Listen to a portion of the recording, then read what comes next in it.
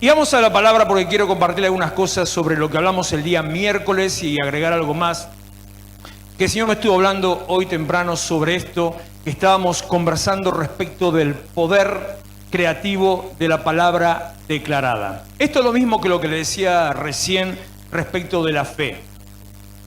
Las cosas de Dios son cosas de fe en todo sentido. O sea, las cosas de Dios no son para analizar, no son para razonar, no son para buscar explicación. Y ojo, guarda, atento.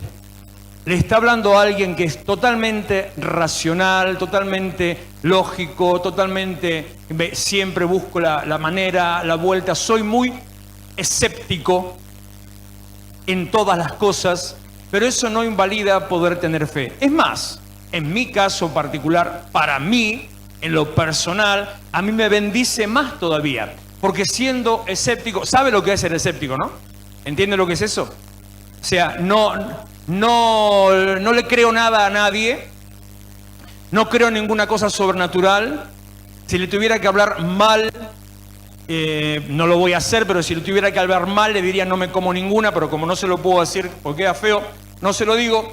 Pero eso significa ser escéptico. En esa posición, siendo así escéptico, es que te digo, las cosas de Dios son cosas de fe. Y usted puede creer que Dios va a hacer todo lo que Él dijo que va a hacer. ¿Por qué? Por la experiencia de la fe y la experiencia de la palabra, de ver que Dios hace y ver que la Biblia nos muestra un Dios activo. Recuerdo mis primeros tiempos en el Evangelio, sobre esto mismo que le estoy diciendo, sobre este escepticismo y esta prueba de fe, sobre este pensamiento lógico, pensamiento racional que me acompaña desde el día que nací y entiendo que Dios me creó. Buscaba todo el tiempo el error, buscaba todo el tiempo la contradicción. Permanentemente escuchando un mensaje, leyendo la Biblia, buscaba y estudiaba solamente con una intención, con un propósito. Mire qué tipo complicado, ¿eh? Buscaba con una intención, encontrar la falla que me demostrara, bueno, esto no funciona. Gracias a eso es que puedo darle totalmente testimonio que realmente sí funciona. Y le vuelvo a lo que le dije al principio, el poder creativo de la palabra declarada. Hable y lo va a ver. Crea y hable lo que crea. Crea en Dios y en su palabra y crea las cosas que Dios le tiene que decir. Las cosas puntuales, generales o globales que Dios tiene para decirle. Dios tiene para usted una palabra personal. Dios tiene para usted una palabra, se dice, lo habrá escuchado seguramente muchas veces esta expresión, una palabra rema. Rema es una palabra del griego que significa precisamente acción, es el verbo activo. Dios tiene para usted una palabra activa, personal, única, exclusiva, distinta a la que tiene para mí, que tiene que ver con su familia, que tiene que ver con su trabajo, que tiene que ver con algo profético sobre su vida, tiene que ver con qué quiere Dios con usted. Yo no sé si usted es de esas personas complicadas como yo y le pregunta a Dios cosas raras. ¿Le preguntás cosas raras a Dios, Miriam? Sí, viste, yo sabía. Por eso te señalé a vos, porque vos todo de las mías. Y un día hace muchos años, un día le pregunté a Dios, Señor, ¿qué querés de mí? ¿Qué tenés conmigo? ¿Para qué me vas a usar? ¿O para qué me querés? En cierta manera, por decir así. Hace muchos años, en serio, hace casi, lo que le estoy diciendo fue hace aproximadamente unos 27, 28 años. En ese momento Dios me habló puntualmente, exactamente, con dos cosas. Me habló con algo al corazón y me habló con una palabra. No le voy a decir ninguna de las dos cosas porque son mías. Y justamente de eso se trata. Dios me habló una palabra, un rema para mí, que es mío, que si yo te lo cuento vas a decir, ah, mira vos, qué buena palabra. Pero no te va a causar nada porque es para mí. ¡Ay! Me asusté.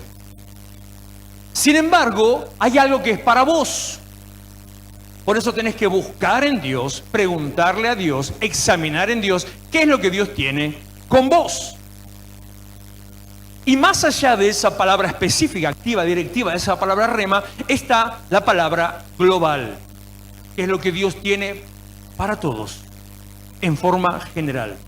Dios quiere, por ejemplo, bendecirte. Dios quiere prosperarte. Dios quiere usar tu vida. Dios quiere, y lo dije el miércoles, Dios tiene un propósito con vos y ese propósito lo va a cumplir. Dios quiere que seas luz, Dios quiere que seas ejemplo, Dios quiere que vos seas una vidriera ambulante. Eso es general, eso es para todos. Entonces busquemos qué es lo que Dios tiene para mí en lo particular. Ahora, de la parte que es el para todos, de la palabra global, tenemos que activar esa palabra a través de la fe. Dios dice que me va a prosperar, yo creo que me va a prosperar. Dios dice que me va a usar o bendecir, yo creo que me va a usar y bendecir. Y actuar en la manera, en sintonía con eso. Si Dios dice que me va a prosperar, empiezo a planificar. No empiezo a gastar a cuenta, pero empiezo a planificar, empiezo a idear, empiezo a preguntar un negocio, una inversión, un trabajo. Empiezo a preguntarle a Dios estrategias, formas, maneras. Dios dice que me va a usar para predicar, empiezo a investigar más en la Biblia, empiezo a conocer, a estudiar un poco más. Fe, acciones de fe. Hoy leí justamente un cuento sobre eso, que decía, en un pueblo X, es un cuento, no es real, en un pueblo X desconocido, 20 personas se pusieron a orar. Había sequía en el pueblo. Entonces se juntaron los 20 en la plaza del pueblo para orar, para que lloviera. Pero de los 20 que se juntaron para orar, un nene fue con paraguas, el resto no. Entonces decía el cuento, terminaba diciendo, ese nene tenía fe. Los demás solamente iban a hacer un poco de rostro poniéndose a orar. Ese nene creía que esa oración se iba a activar y que iba a pasar lo que le iban a pedir a Dios. Usted crea que así será y ponga en ejercicio la palabra. Terminamos o casi terminamos el miércoles con Números capítulo 20, versículo 7 y versículo 8, donde nos muestra a Dios supliendo una necesidad. Como le digo, no busque el milagro, pero crea en el milagro. El pueblo no tenía agua, estaban mal, la estaban pasando mal. Clamaban, reclamaban, se quejaban con Moisés, el líder, la estaban pasando mal. Y Moisés habla con Dios, Dios habla con Moisés y le da una instrucción. Y el versículo 6 empieza justamente diciendo eso. En versículo 7, habló Jehová a Moisés diciendo, toma la vara, reúne la congregación, tú y Aarón tu hermano, y hablen a la peña a vista de ellos, y ella dará su agua. Y le sacarás aguas de la peña y darás de beber a la congregación y a sus bestias, sin ninguna alusión personal, por favor. Júntense, háblenle, díganle al pueblo, vayan junto con Moisés y háblenle a la piedra, háblenle a la montaña. Yo me pongo en lugar de Moisés y de Aarón por un instante, y yo creo que se habrán sentido un poco ridículo, ¿no? Tener que pararse así delante de la montaña y hablarle a la montaña y decirle a la montaña, dame agua. Yo creo que algo le tiene que haber pasado. Pero algo que aprendí con Dios también es que cuanto más ridículo usted se siente haciendo las cosas que Dios le manda hacer, más efectivo va a ser. Y más seguro es que proviene de parte de Dios.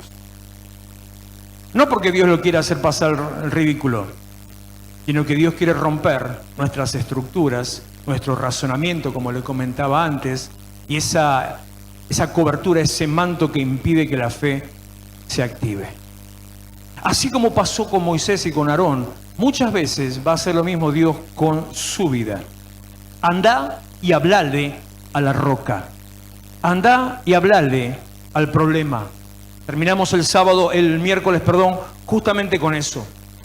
Hablale a tu conflicto, hablale a tu necesidad, hablale a tu billetera, hablale a la enfermedad, que no voy a decir tu enfermedad porque no es tuya y no te la compraste. Hablale al conflicto en tu casa, hablale al problema laboral, hablale. No importa que no tenga oídos, háblale. Jesús se levantó en medio del lago, que estaba durmiendo, y lo despertaron porque los discípulos se asustaron. Jesús después los reta a los discípulos, y justamente los reta porque les dice, hombres de poca fe.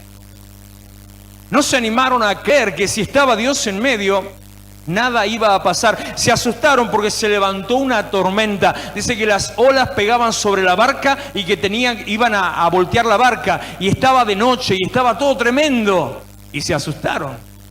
Y lo empezaron a sacudir a Jesús. De tal manera que se despertó así. ¿Qué onda? ¿Qué pasa?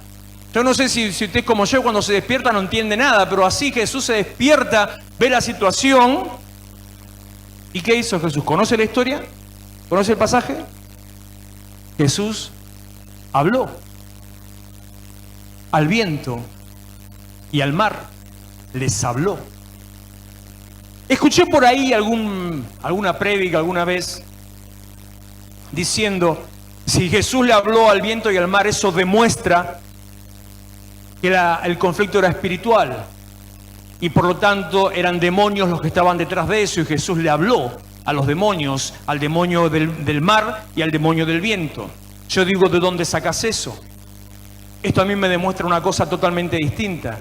A mí me demuestra que cualquier cosa animada o inanimada reacciona ante una palabra declarada. Si fuera un demonio, les digo, es mucho más fácil. Muchas veces lo he dicho, algunos se lo toman como que lo digo en burla o que es mandarme la parte. Para nada. No le tengan miedo a los demonios, no se preocupe por los demonios, no ande persiguiendo demonios, no ande viendo demonios en todos lados, no les haga caso. Es más fácil tratar con un demonio que con un cristiano. De verdad se lo digo. Usted al demonio le dice, cállate la boca, quédate quieto, y el tipo se queda en el molde. Usted a un cristiano le dice, cállate, quédate quieto, y te dice, ¿por qué? El demonio no te dice por qué. Entonces, despreocúpese de los demonios. El problema con Jesús y los discípulos no eran los demonios. El problema con Jesús y los discípulos, no te mueras, era la falta de fe de los que estaban con él en el barco. Que después Jesús arregló cuentas con ellos, pero se levantó y le dijo al viento y al mar, cállate, enmudecete, quédate quieto, aquietate. Y todo se tranquilizó. El poder creativo de la palabra declarada. Así hizo Moisés, así hizo Aarón. Mira la piedra, mira la montaña, dame agua. Y empezó a salir agua de la roca. Habrá sido una grieta, habrá sido una vertiente, sería de arriba, sería de abajo. No tengo ni la menor idea y tampoco me preocupa saberlo. Pero empezó a salir agua de la roca. La palabra declarada suple tu necesidad. Si hoy estás en algún problema, si estás viendo alguna situación difícil en tu casa, háblale. No tengas miedo. Que no te dé vergüenza. Capaz que la primera vez no te vas a animar a hacerlo delante de gente. Te la acepto. Digamos una licencia. Permitido. Tenés un permitido. Que te dé vergüenza porque alguien te está mirando. Como una vez alguien me contó hace muchos años que en un colectivo el Señor le dijo que tenía que levantar las manos y adorarlo. Y esta persona en el colectivo al cual Dios le dijo que levante la mano y adore, empezó en el bondi lleno, ¿eh? Y de golpe en un momento particular, cuando vio que alguien lo estaba mirando, se agarró del pasamano. No importa. No conocemos con exactitud la manera en que Dios obra, aunque sabemos cómo obra y qué obra. Pero a veces solamente una intención, en esos casos, a veces una intención es suficiente. No tenga vergüenza, no tenga temor, crea. Salmo 107, versículos sueltos, varios. Versículo 1 al 4 o al 6, creo, primeramente. Un salmo tiene muchas partes que va hablando de distintas cosas, pero me voy a detener en la situación que estaba viviendo el pueblo al cual el salmista le habla. Este pueblo al cual el salmista le habla estaba en aflicción. En parte hasta se había alejado de Dios. Estaban pasando conflictos, estaban pasando necesidad, estaban pasando miseria. Varias veces a lo largo del Salmo, si usted después se lo lee todo, va a encontrar que dice, pero en su angustia clamaron a a Jehová y Él los libró de su aflicción. Varias veces. El punto, antes de mencionar que clamaron a Dios, es que estaban angustiados. O sea, estaban mal por distintas situaciones que estaban pasando. Y sobre eso, hablemos un cachito. Versículo 1.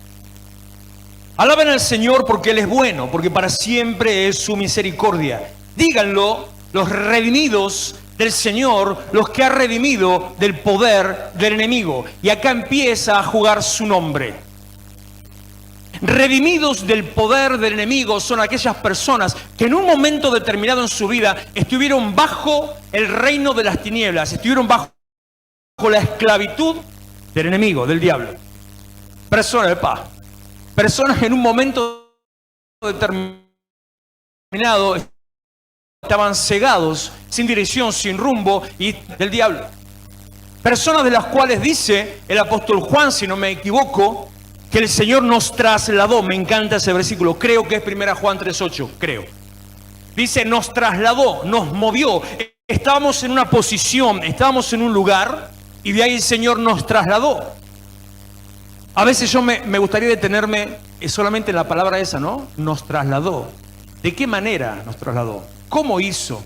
¿Qué fue? ¿Nos mandó en taxi? ¿En Uber? ¿En subte? ¿En avión? ¿Fue una, como hacen las películas, así que de golpe, una teletransportación? ¿O fue de una patada en el traste? Y capaz que a veces es de una patada en el traste. Por eso me gustaría detenerme en ese punto. Dios tiene un propósito con vos, Dios tiene un plan con tu vida. Dios va a utilizar cualquier sistema que tenga a su alcance, cualquier método que esté a su alcance para llevarte al lugar que Él tiene para vos. A veces ese método es la patadita en el traste. A veces es de golpe quedarte como le pasó a Oseas. Quedarte solo, quedarte en un lugar marginado, quedarte aislado, casado con una prostituta. Como le pasó a veces a Job, un hombre rico, un hombre que tenía fama, y terminar tirado en el piso, en el patio de la casa, rascándose las llagas con un pedazo de cerámica, perdiendo absolutamente todo lo que tenía. Pero amo el libro de Job. Casi terminar en capítulo 42 diciendo, conozco que todo lo puedes, que no hay pensamiento fuera de ti. Hablaba lo que no entendía. Qué fácil es hablar cuando uno no está en medio de la situación. Hablaba lo que no entendía, mas ahora cosas tan lejanas o tan difíciles que no comprendía, mas ahora mis ojos te ven. Ahora yo te preguntaré, tú me enseñarás. Trasladado del reino de las tinieblas al reino de Jesucristo. Esos son los redimidos, esos somos cada uno de nosotros. Redimido, la palabra redimido viene de redención. La redención significa que alguien puso guita por tu libertad. Redención significa que vino alguien, entró a donde fuera, fue a la fiscalía, al juzgado, acomodó a alguien en la cárcel y dijo, tomá, esto es para que fulanito salga. Liberados a través del precio de la sangre de Jesucristo. Lo que Dios hizo por vos, el precio más alto del mundo. Redimido de la garra del enemigo. Salvado, rescatado. Hay un cántico en Apocalipsis por ahí, pero justamente el 4 o 5 creo, justamente menciona, es el cántico de los redimidos. ¿Cuál es? ¿En qué manera? ¿Qué pasa? Todos aquellos que fueron lavados por la sangre de Cristo, rescatados de la mano del enemigo, se presentan en adoración delante del Señor y le dan la gloria y se postran ante Él y le dan gracias y se van al pie del trono y honran, bendicen, alaban a Dios. Los redimidos. A estos redimidos es que le habla el salmista. Díganlo, los redimidos del Señor, los que ha redimido del poder del enemigo. Versículo 3. Y los ha congregado de las tierras del oriente, del occidente, del norte y del sur. Verso 4. Anduvieron perdidos por el desierto. 8 meses y medio, casi 9 meses, anduvimos perdidos sin rumbo. Anduvieron fuera del camino. Lo que la frase incompleta, la frase entera, Da la idea exactamente de esto, que andabas errante, sin una dirección, sin una meta, sin saber a dónde ir. Hablé con muchas personas en este tiempo, en estos últimos 2 o 3 meses también, que se sentían así, de esa manera, se sentían sin saber qué hacer, sin tener una dirección, sin tener una palabra, sin tener una guía. Anduvieron perdidos en el desierto. Imagínese por un segundo, póngase un cachito, imagínese la situación. Ya de por sí el desierto ya te da una sensación de abandono, vacío, soledad. Te da una sensación medio de bajón, depresión. Imagínate andar por el desierto y sin rumbo, perdido. Así es como le está diciendo a los redimidos, los que un día fueron lavados por la sangre de Jesús. Los que un día, como dice Salmo 46, alababan en el altar. Los que un día se postraban ante el Señor. Los que un día subían, dice, subían al templo de a la casa del Señor a darle gloria. Anduvieron perdidos en el desierto. Le decía a alguien estos días que desde que empezó la cuarentena, con la pastora tomamos una decisión. Y no quiero decir que haya sido suficiente, capaz que ni siquiera eficiente, pero tomamos la decisión de que la iglesia tenía que seguir viva, como sea. Al principio medio a los tumbos, al principio no encontrábamos la manera, también andábamos errantes y perdidos, pero tal vez habrá sido, no sé, un mes, se me ocurre. Ya para fin de abril, por decir una cosa así, ya más o menos le empezábamos a tener un poquito de forma. Me acuerdo que fue la Santa Cena el año pasado, la Semana Santa el año pasado. Y todos los planes que teníamos, ¿no? Y cómo hacemos esa cadena, nuestra cadena anual que hacemos todos los años, una cadena para Semana Santa, ¿cómo hacemos la cadena así? Y entonces empezamos a inventar formas y dice Nadia, ¿querés que cante una canción? Y ¿sabes qué? Antes que termine de decirlo, yo ya le estaba diciendo que sí. Y a partir de ese día empezamos, bueno, y podríamos empezar a meter esto y a meter lo otro y un poquito más y otro por acá y otro más allá. Y cuando de golpe nos quisimos dar cuenta, ya estábamos teniendo un culto totalmente por streaming, por internet, para que la iglesia siguiera viva. ¿Para qué? Para evitar que el ánimo caiga. Para evitar que la inyección de temor que todo el tiempo te estaban dando, todo el tiempo, todavía hoy, todo el tiempo, por todos lados, temor, todo el tiempo. No respires mucho porque te vas a morir, todo el tiempo. Me acuerdo, ahora que digo esto, me acuerdo haber escuchado a un ministro decir allá por julio, agosto, trate de no respirar porque se contagia. Pero de verdad lo que le estoy diciendo, o sea, una burrada que dijo, no se dio cuenta de lo que dijo. Fue un fallido, fue no sé qué, pero dijo, trate de no respirar porque se contagia. Ese tipo de cosas. Todo el tiempo temor. Y es muy difícil vencer el temor. La manera de contrarrestar y de vencer el temor, la Biblia dice, es con el perfecto amor.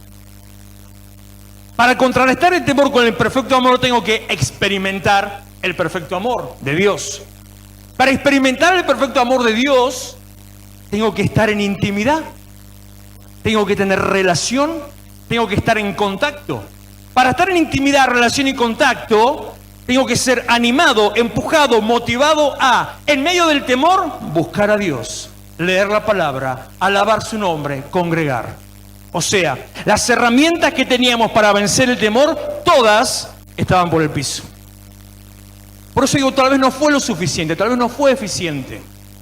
Pero la meta estaba puesta en eso, levantar el ánimo. Porque si no, lo único que esperaba es un pueblo perdido en el desierto, andar errantes por el camino. Y la palabra que dice ahí del desierto apunta a eso. No tener rumbo. No tener rumbo.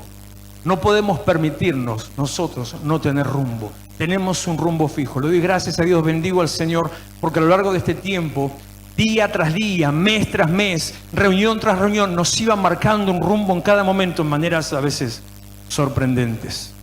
En maneras realmente sorprendentes. Hemos experimentado tal vez se lo tendría que explicar un poquito más. Pero hemos realmente experimentado el maná de Dios. Hay cosas que no las compartí con nadie aún. Se las cuento ahora sí por encima. Cuenta la Biblia cuando el pueblo entró a la tierra prometida, el maná, que era el alimento que Dios tenía para el pueblo en el desierto, en cuanto entraron a la tierra prometida, el maná, dice, cesó el maná. ¿No apareció más? El alimento sobrenatural que Dios les daba día tras día en el desierto, el día que tomaron posesión de la tierra, desapareció. Yo me imagino tal vez al día siguiente de tomar posesión de la tierra, salieron a buscar maná. ¿Y ahora qué hacemos? Y ahora laburá, viejo. Y puedo decir que hemos experimentado el maná de Dios en este tiempo. Reunión tras reunión, en cada actividad, en cada momento, en cada reunión de oración, el Señor dando el alimento en medio del desierto. Y hace un mes atrás yo me preguntaba en un momento, digo, Señor, ¿qué pasa? Que teníamos un rumbo constante, permanente, todo el tiempo nos estaba diciendo por acá, por acá, por acá, por acá, por acá, y de golpe, chao. Dije lo que yo suelo decir, no sé qué hará usted, pero yo inmediatamente en esa situación digo, ¿qué hice? ¿Qué hice mal? ¿En qué me equivoqué? ¿Qué estoy haciendo mal? Y me llevó tiempo entenderlo. Entraste a la tierra prometida, cesó el maná, ya tenés el lugar, la posesión, la posición y el rumbo. Ahora a caminar. Nos sostuvo, nos levantó, nos tomó de la mano, nos quitó del barro. Aunque éramos los redimidos, lavados y comprados por la sangre de Cristo. Estaban perdidos, errantes en el desierto, por la soledad sin camino, seguime el 5, sin hallar ciudad donde vivir, hambrientos y sedientos, su alma desfallecía, estaban acuarentenados. Recuerdo haber hablado con un par, no muchos, porque usted sabe que de nuestra congregación son menos de 10 personas tuvieron, por lo menos de saberlo, COVID positivo. No llega a 10 de toda la congregación. Pero algunos de esos 10, recuerdo que me llaman por teléfono llorando.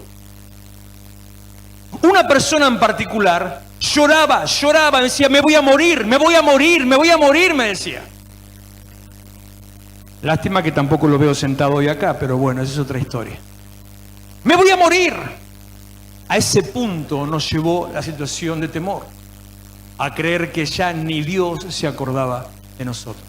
Pero había una manera, hay una manera, y es la misma manera que se activa hoy. Versículo 6.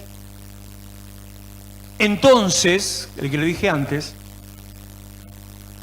clamaron al Señor en su angustia, y Él los libró de todas sus aflicciones.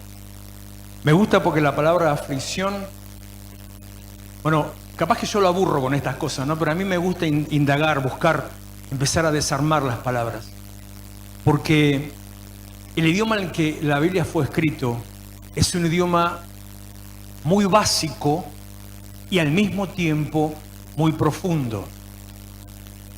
Básico porque tiene, digamos, pocas palabras para expresar muchas ideas. Entonces tal vez una palabrita quiere decir muchas cosas, que es imposible escribirlo.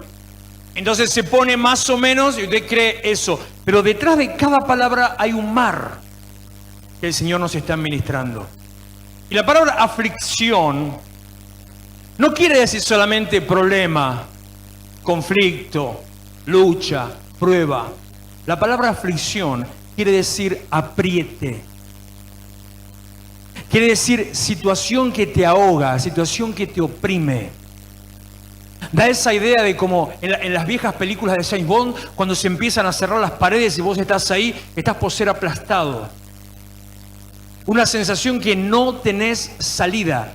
De esas aflicciones, de esos aprietes, de esos momentos sin respiro, de esos momentos por morir, de esas situaciones, los libró el Señor.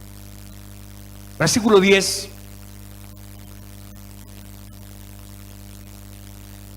Algunos moraban en tinieblas y sombra de muerte, aprisionados, espera que se me vuela, aprisionados en aflicción y en hierro, versículo 13. Pero luego que clamaron al Señor en su angustia, otra vez los libró de sus aflicciones. Los sacó de las tinieblas y de la sombra de muerte y rompió sus prisiones. Todo esto es, tal vez puede sonar un poco exagerado, pero todo esto es la sensación con la que llegamos, la situación en la que nos encontramos. Y tal vez hoy todavía te sientas así. Tal vez hoy te sientas apretado, ahogado, sin respiro. Tal vez hoy, sin tener ataques de pánico, estés experimentando los mismos síntomas de los ataques de pánico. Tal vez hoy, te encuentres preocupado por qué va a pasar. Tal vez hoy te estés preguntando o diciendo, ¿cómo hago si me van a sacar? Que ya lo sacaron, me van a sacar la asignación, me van a sacar el ingreso de emergencia, me van a sacar el sostén del negocio y encima aumentó la nafta y encima a los 15 días volvió a aumentar la nafta y encima ahora que aumenta esto y encima, ¿qué hago? Y eso te provoca ahogo. ¿Qué vas a hacer? Y no me aumentan el sueldo y ya no sé qué hacer con mi vida. ¿Qué vas a hacer? En su angustia clamaron al Señor y el Señor los libró. Y vamos ya hacia el final. Versículo, a ver si no tengo algo antes.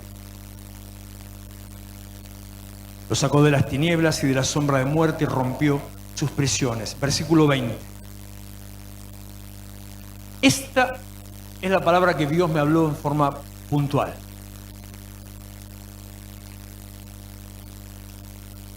En una forma de mosca. Ayer estaba, no recuerdo si fue a la mañana o a la tarde, estaba en la oficina y tenía una mosca enamorada. No me la podía sacar encima la tipa. Venía, la espantaba y desaparecía, al rato aparecía. Agarraba el rayo desgraciada y ya no estaba más, era viva encima. Para mí que tenía un dron o algo ahí. Me quedaba con el ray en la mano, no estaba. Me sentaba, guardaba el ray, aparecía. Y cuando aparecía se me venía acá. Así, del mismo modo, me habló el Señor hoy. Toda la mañana, al mediodía, todo el tiempo diciéndome, todo el tiempo, constantemente diciéndome, envió su palabra y lo sanó. Envió su palabra y lo sanó. De tal manera era lo que Dios me estaba molestando, que yo en mi ignorancia, que amo mi ignorancia en esto, me fui a Éxodo 15 a buscar ese verso. Y cuando llego a Éxodo 15, digo, no está acá. En Éxodo 15 está el texto del cual surge el nombre de Dios sanador. Ese versículo que dice, Jehová es el Dios mi sanador. Yo soy el Dios que te sana. En ese versículo está, en ese pasaje, Éxodo 15. Y en mi cabeza era esto. Entonces fui a buscar ahí y tuve que, por supuesto, llamar a San Google y decirle, che, ¿dónde está? Envió su palabra. Salmo 120, versículo 20. La palabra de Dios, fíjese qué cosa curiosa, qué cosa loca, ¿no? La palabra de Dios es un ente vivo en sí mismo. Como dice Hebreos, la palabra es viva y eficaz. Como dice Juan, capítulo 1, y el verbo de Dios caminó entre nosotros. Como dice también Hechos, capítulo 4, dice, la palabra delante de la cual tenemos que dar cuentas. La palabra de Dios es un ente vivo, tiene vida, respira, es un ente individual, es un ente personal. Y esa palabra Dios la envía como si fuera que están mandando un emisario, como mandando un mensajero, como mandando un embajador o un guerrero. No está diciendo Dios habló. Está diciendo, te mandó su palabra. No te está diciendo solamente, bueno, Dios te llama y te dice, che, estás sano. O como te dije el sábado pasado, Dios dijo, Dios vio, Dios llamó. No, no solamente está diciendo Dios dijo X cosa. Está diciendo Dios manda su palabra para que su palabra esté en medio nuestro, Juan 1:14, y estando en medio nuestro, al tener relación nosotros con ella, entonces esa palabra activa se convierta en la palabra declarada que tiene ese poder creativo. Envió su palabra a estos que estaban afligidos, a estos que estaban en angustia, a estos que estaban deprimidos, los que estaban perdidos, los que no tenían rumbo, los que no tenían alimento. La manera de sacarlo de esa situación fue mandar la palabra, y cuando reciben la palabra que recibieron fue la palabra que los sanó. Hay un poder creativo en la palabra de Dios. Hay un poder transformador en la palabra de Dios. Hay un poder que cambia los aires, cambia los vientos, cambia tu vida. Por eso vuelvo a decirte lo de Hebreos, es viva y eficaz. Una palabra viva, una palabra activa, está al alcance de tus labios, al alcance de tu fe, la cual te dije que era la herramienta a través de la actitud, al alcance de tu fe, para que eso transforme tu vida y seas hecho una nueva persona. Envió su palabra y los sanó.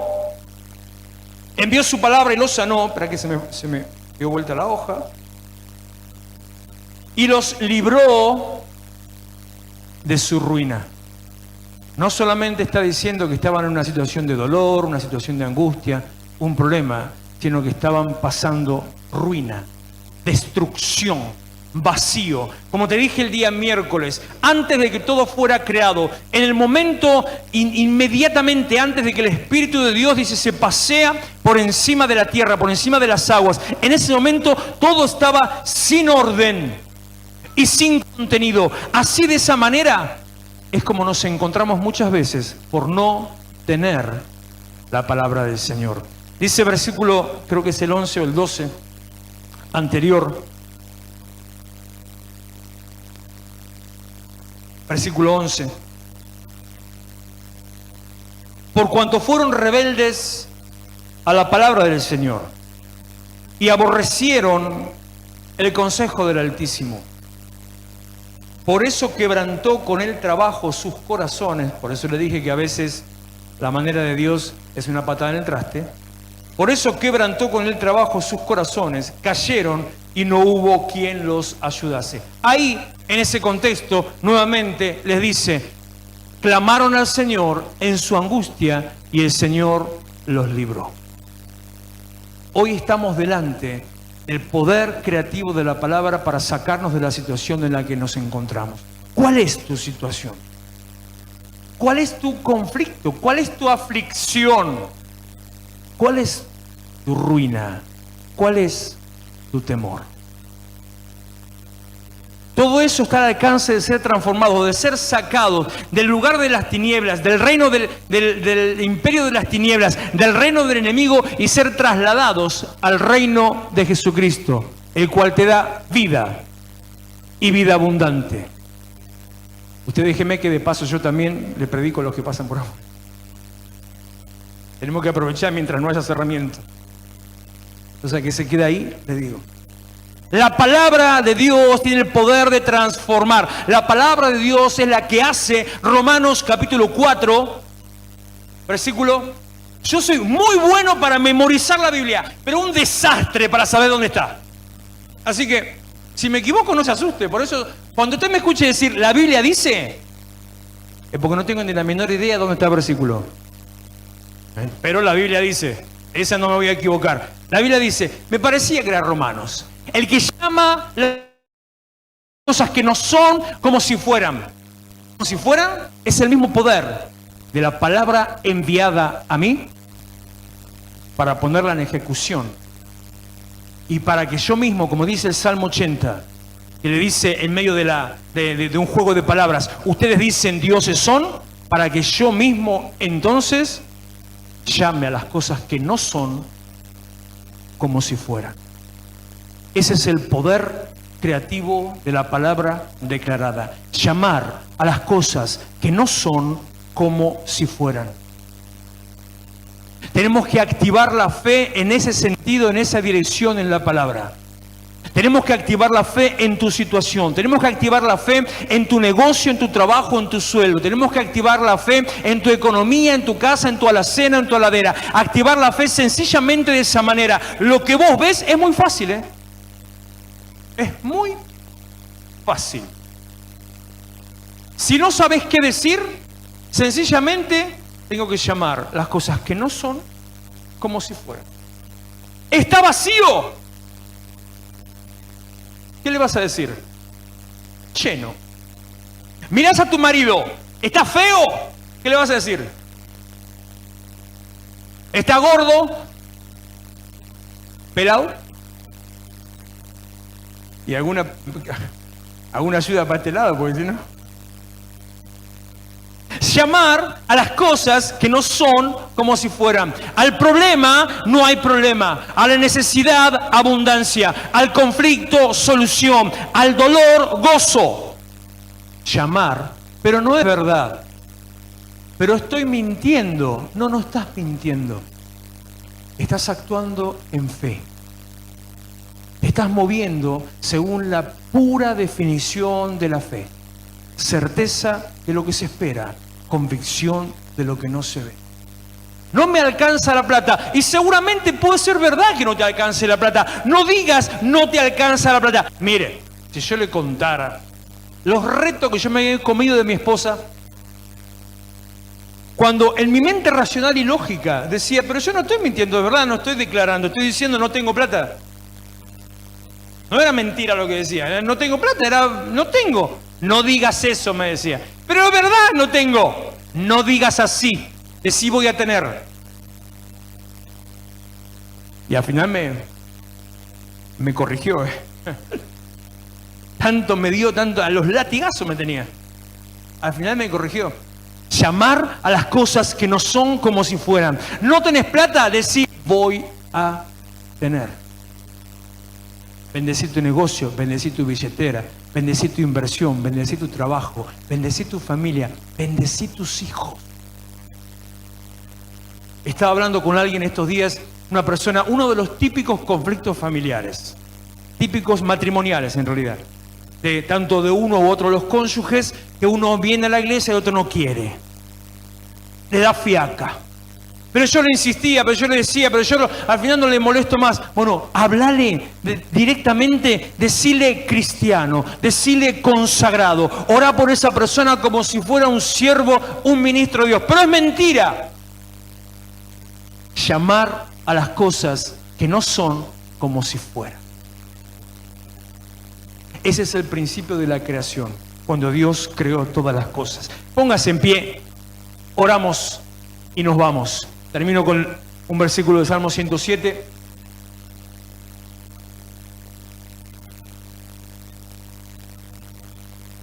Verso 21, si no me equivoco. Sí, 21 y 22. Terminamos con eso. Bueno, repito el 20 porque me gustó. Envió su palabra y los sanó y los libró de su ruina. Alaben la misericordia del Señor y sus maravillas para con los hijos de los hombres. Ofrezcan sacrificios de alabanza, que es precisamente llamar a las cosas que no son como si fueran. Ofrezcan sacrificios de alabanza y publiquen sus obras, las cosas que Dios hace, con júbilo, con alegría. Prepárese, si usted entiende y usted activa esto, prepárese a ver la mano de Dios obrando. Prepárese a verse bendecido. Tiene que creerlo.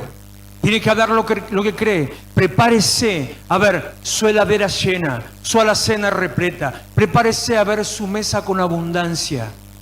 Prepárese a ver un aumento de sueldo. Tengo testimonios que le podría contar, Prepárese a ver que a los demás no y a usted sí. Prepárese a ver una mejora en su negocio. Prepárese a ver un mayor ingreso. Prepárese a ver a su marido más flaco. Con pelo ya no sé si me da la fe para tanto, pero capaz que más flaco sí. Prepárese para verlo. Hemos caminado con Dios en este tiempo y desde que estamos, bueno, ya no desde que estamos acá, desde el principio, hemos visto a cada momento la mano de Dios obrando. Hemos visto cosas que decíamos, es imposible. Y cada cosa que decíamos, es imposible, ahí está hecha, está concretada. Hemos tenido conversaciones con algunos, che, ¿qué te parece si tal cosa? Locuras, locuras. Che, ¿y si tal cosa? Locuras. Y usted, no se las voy a detallar, pero usted ve hoy las locuras colocadas, concretadas, realizadas. Crea en el poder creativo de la palabra declarada. Te adoramos, Señor, y te damos gracias por el poder de tu palabra, por tu misericordia.